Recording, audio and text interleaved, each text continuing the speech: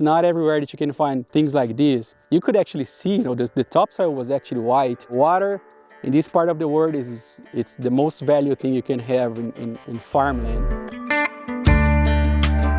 So my name is Thiago Lima. I'm a farm manager for People's Company.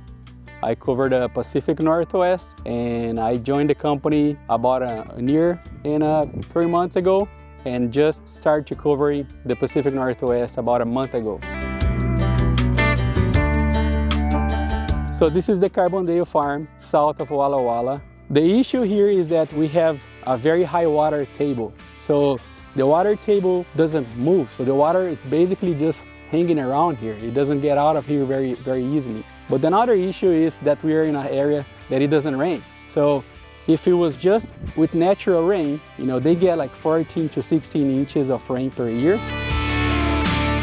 The tile project here is targeting to eliminate an issue that's actually pretty uncommon. This field has soils that are classified as Sodic soils, which that means that they have high concentrations of sodium and high pHs. It's not everywhere that you can find things like this. The issue we're trying to solve is we need to flush this sodium out of the field. The sodium creates all sorts of water availability problems for the crops.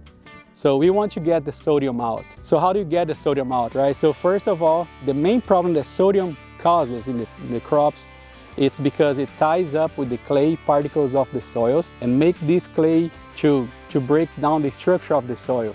So what you have is a soil that dissolves and creates like smaller particles of soil that actually plug its own pores. And so you have like difficulty of water flowing within the pores. The plants cannot take the water out of the soil because it's compacted.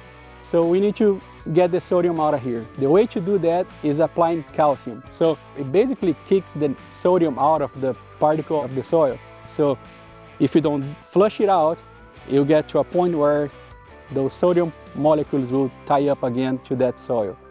So you need to get the sodium out of there. To do that, we apply gypsum. So gypsum has both calcium and sulfur.